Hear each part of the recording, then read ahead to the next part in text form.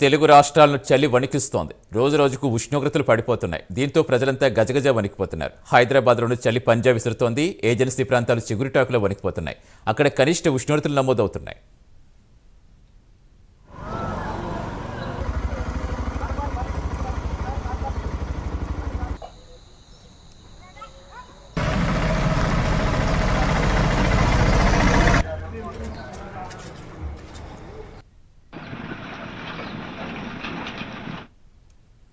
తెలుగు రాష్ట్రాలను చలి వణికిస్తోంది. రోజు రోజుకు ఉష్ణోగ్రతలు పడిపోతున్నాయి. దీంతో ప్రజలంతా గజగజ వణికిపోతున్నారు.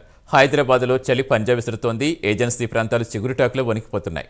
అక్కడ కనిష్ట ఉష్ణోగ్రతలు నమోదవుతున్నాయి.